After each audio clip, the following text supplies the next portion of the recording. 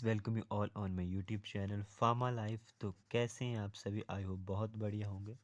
हाजिर हूँ एक और नई वीडियो के साथ। तो फार्माकोथेरेपेटिक्स चैप्टर नंबर 8 इन्फेक्शियस डिजीज़, ठीक है। तो इसको हम पढ़ते हैं, तो अपना टाइम ना वेस्ट करते हुए, ना आपका टाइम ना मेरा, जल्दी से इसको स्टार्ट करते हैं। इन्फेक्शियस डिजीज़ क्या होती है? इन्फेक्शियस डिजीज़ होती है are the disease that are caused by the pathogenic organism such as bacteria, fungi, virus, protozoa, helminths, ठीक है। तो हेलमिंथिस क्या होता है? एक पेट के कीड़े होते हैं, ठीक है, जो कि राउंड शेप के हो सकते हैं, ठीक है, टैब बॉम्ब शेप के हो सकते हैं, ठीक है। हेलमिंथिस एक तरह से पेट के कीड़े ही होते हैं, ठीक है, जो कि डाइसेंट्री वगैरह इसमें जो है वो आपका जो है वो पेट के कीड़े आपने देखा होगा, ठीक है। तो इसकी मेडिसिन जो है दी जाती है, ठीक है, हेलमिंथिस की एल्बेंडाजोल और मोबेंडाजोल जो है इसकी मेडिसिन दी जाती है। टिपिकल इन्फेक्शियस डिजीज़ जो होती हैं कम्युनिकेबल डिजीज़ होती हैं, ठीक है, मतलब स्प्रेड हो सकती हैं पर्सन टू पर्सन, जैसे ट्यूबरक्लोसिस, हेपेटाइटिस और कोविड-19, मलेरिया एटसेट्रा। इन्फेक्शियस एजेंट जो होते हैं प्रेजेंट होते हैं ऑल अराउंड अस, ठीक है, दे कम इन डिफरेंट शेप साइज, ठीक है। डिफरेंट शेप्स और साइज़ में जो है इन्फेक्शियस एजेंट्स जो हैं आपको देखने को मिलते हैं। इन्फेक्शन जो होता है can be caused when an organism, ठीक है। इन्फेक्शन कब कॉज होता है? जब एक ऑर्गेनिज्म जो होता है इन्वेड होता है इनटू द बॉडी। इन्वेड का मतलब होता है कि वो आक्रमण करता है आपके बॉडी सेल्स पे, ठीक है, और रिलीज टॉक्सिन, टॉक्सिन रिलीज करता है और ट्रिगर करता है various reaction in the host tissue. Host tissue वो टिश्यू होते हैं, ठीक है, जो कि मतलब इन्फेक्टेड डिजीज से जो है वो मतलब एक तरह से इन्फेक्टेड हो चुके होते हैं उससे डिजीज़ के कारण, ठीक है, वो होस्ट टिश्यू होते हैं। होस्ट सेल वो होते हैं जो कि इन्फेक्टेड हो गए होते हैं डिजीज़ से, ठीक है, और टॉक्सिन रिलीज़ करते हैं। ये जैसे ही हमारी बॉडी में जाएंगे, ठीक है, हमारी बॉडी सेल्स को के साथ आक्रमण करेंगे, उनको मतलब ख़त्म करने की कोशिश करेंगे, वहाँ टॉक्सिन रिलीज़ करेंगे और वेरियस रिएक्शन जो है होस्ट सेल के साथ जो है वो करते हैं। तो इन्फेक्शियस डिजीज़ जो होते हैं वो कितने टाइप्स के होते हैं? वायरल इन्फेक्शन, वायरल इन्फेक्शन जो होता है कॉज्ड बाय द वायरस, ठीक है, वायरस के कारण जो होता है वो कॉज्ड होता है वायरल इन्फेक्शन, ठीक है। तो there are million of virus, ठीक है, बहुत सारे वायरसेस हैं, ठीक है, दैट काउज वायरल इन्फेक्शन। बहुत सारे वायरसेस हैं जो कि वायरल इन्फेक्शन जो है वो काउज कर देते हैं, ठीक है, जो कि मेन काउज जो होता है वायरल इन्फेक्शन का, सच एज कोल्ड, इन्फ्लुएंजा, ठीक है, यही मेन कारण होता है, ठीक है। इसके कारण मतलब वायरस जो है आपके बॉडी में जाएगा और सेल्स को जो है वो ख़त्म करने की कोशिश करेगा, ठीक है, या इन्फेक्ट करने की कोशिश करेगा, उससे आपको जो है वो डिजीज़ हो जाती है। वायरस यही है, invade to the cell and attach itself to the cell, cell के साथ अटैच्ड होता है, where it release its genetic material. अब वो अपने सेल के साथ अटैच होगा, उसके बाद वो अपना जेनेटिक मटेरियल छोड़ेगा और सेल रेप्लिकेट, जब सेल रेप्लिकेट कर होता है, ठीक है, जेनेटिक मटेरियल उसने छोड़ दिया और जैसे ही सेल रेप्लिकेट हुआ वायरस मल्टीप्लाइज हो गया, वायरस मतलब दोगुना तिगुना हो गया। अब सेल लाइसिस, सेल लाइसिस का मतलब होता है कि जो सेल है उसकी बाहर की जो बाहर की जो बॉल होती है, ठीक है, सेल वॉल होती है बाहर की, वो ब्रेक डाउन हो जाती है। लाइसिस का मतलब होता है ब्रेक डाउन, वो टूटेगी और इसके अंदर का जो इंट्रासेलुलर मटेरियल है, ठीक है, जो भी इंट्रासेलुलर मटेरियल है, डीएनए है, ठीक, ऑर्गेनेलीज है, ठीक है, वो जो है वो बाहर निकलती है, ठीक है। तो जब सेल लाइसिस होती है तो more then release more viruses that infect new cell, तो बहुत सारे वायरसेस जो होते हैं वो रिलीज होते हैं जो कि इन्फेक्ट करते हैं, किस चीज़ को इन्फेक्ट करते हैं? सेल्स को इन्फेक्ट करते हैं। अब few viruses change the function of cell instead of killing the cell. कुछ जो वायरसेस होते हैं, ठीक है, वो सिर्फ सेल के फंक्शन को ही चेंज करते हैं, मतलब सेल को, कुछ वायरसेस हैं जो कि सेल को किल कर देंगे, लेकिन कुछ वायरसेस ऐसे हैं जो कि जो सेल है उसके फंक्शन को चेंज करेंगे, उसके मतलब उसको किल नहीं करेंगे सेल को, वो सेल के फंक्शन को चेंज करेंगे, ठीक है, जैसे ह्यूमन पैपिलोमा वायरस हो गया, स्पिचिन वार वायरस हो गया। ये क्या होता है? अनकंट्रोल्ड एप्लीकेशन ऑफ सेल के कारण जो है कैंसर प्रोड्यूस करते हैं, ठीक है। तो इन वायरसेस के कारण जो होता है, जैसे अनकंट्रोल्ड एप्लीकेशन होती है सेल की, जो है वो कैंसर हमें हो जाता है। उसके बाद होता है बैक्टीरियल इन्फेक्शन। बैक्टीरियल इन्फेक्शन क्या होता है? Bacterial infection can survive in any, मतलब बैक्टीरिया, बैक्टीरियल इन्फेक्शन नाम से पता चला कि बैक्टीरिया से होगा, तो बैक्टीरिया जो है सर्वाइव करता है from extreme heat to extreme cold. जितना अगर ज़्यादा हीट है वहाँ भी सर्वाइव करेगा, अगर कोल्ड है वहाँ भी सर्वाइव करेगा, और रेडियो एक्टिव बेस में भी सर्वाइव कर पाता है, ठीक है। तो मतलब बैक्टीरिया कहीं भी सर्वाइव कर लेगा। These are numerous bacterial strains, ठीक है, some of which cause disease. बहुत सारे बैक्टीरियल स्टेन्स होते हैं जो कि डिजीजेज जो है वो काउज करते हैं, मतलब डिजीजेज का कारण बनते हैं, ठीक है।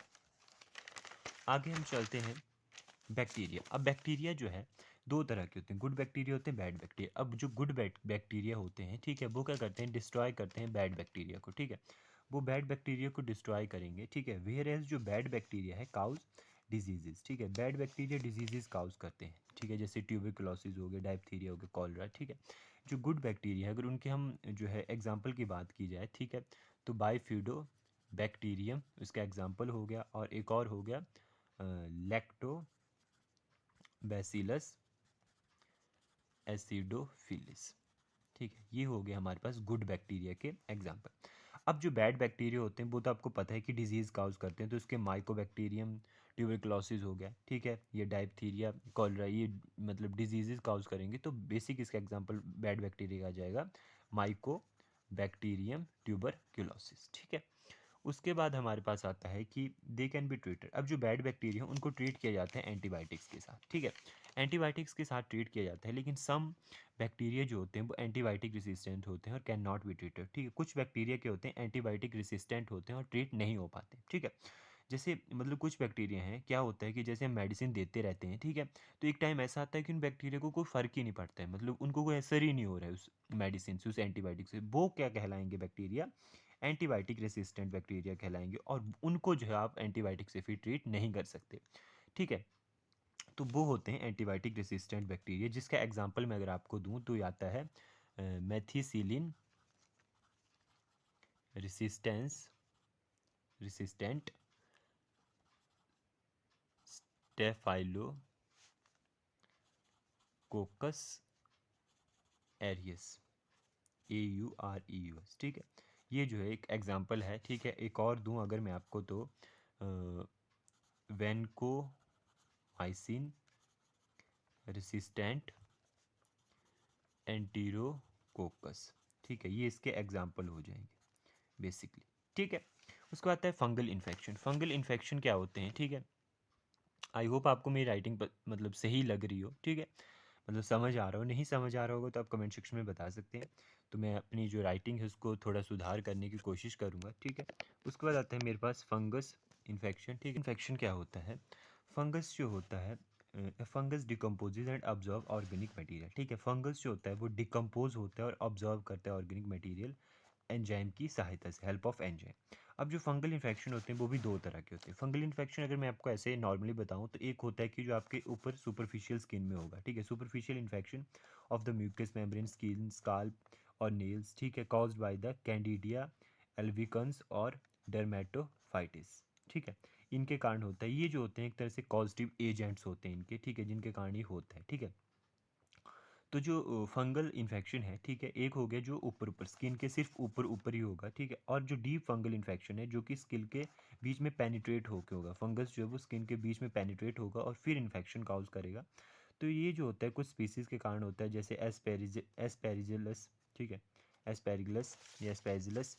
उसके बाद है ब्लास्टोमाइसिस डर्मेटिटिस और क्रिप्टोकोकस न्यूफॉर्मन्स, हिस्टोप्लाज्मा कैप्सुलेटम।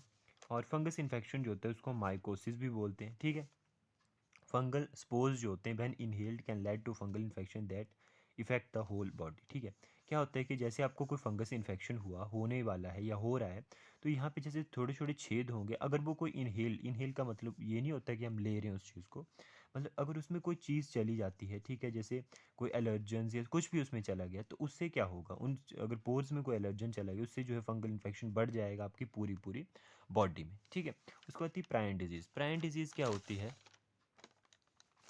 प्रायन डिजीज़ क्या होती है, एक तरह से प्रोटीन होता है, ठीक है, without a genetic material. Protein होता है, प्रायन क्या होता है, एक तरह से प्रोटीन होता है जो कि जेनेटिक मटेरियल के बिना होता है, ये ब्रेन में प्रेजेंट होता है। और if a प्रायन is folded abnormal, अब ये प्रोटीन जो है अगर फोल्डेड होगा अबनॉर्मली तो ये इफेक्ट करेगा जो नॉर्मल स्ट्रक्चर है प्रोटीन, प्रोटीन की नॉर्मल स्ट्रक्चर को इफेक्ट करेगा, और उसके कारण जो होते हैं वो एक डिजीज़ काउज होती है, बहुत ही मोस्ट कॉमनली डिजीज़ होती है प्रायन डिजीज़, जिसको हम बोलते हैं क्रूटर्स क्रूटर्स फेल्डिट जैकोब डिजीज़, ठीक है, क्रूटर्स फेल्डिट जैकोब डिजीज़, ठीक है।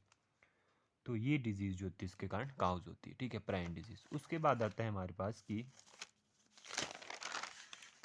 Causative agents of infectious disease. Infectious disease के कॉजिटिव एजेंट्स कौन कौन से होते हैं।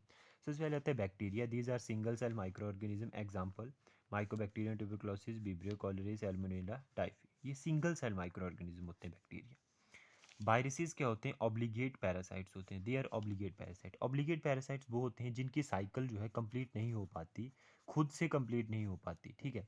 मतलब होस्ट जो सेल है उसकी हेल्प के बिना जो है वो अपनी साइकिल को कंप्लीट नहीं कर पाते। अब होस्ट सेल मैंने आपको कौन सा बताया था, जो कि इन्फेक्टेड होता है बाय द इन्फेक्टेड एजेंट्स, ठीक है, इन्फेक्टिव एजेंट्स के द्वारा इन्फेक्टेड होते हैं। तो ये साइकिल जो होती है खुद कंप्लीट नहीं कर पाते हैं, तो they are obligate parasites and smaller than bacteria, से छोटे होते हैं।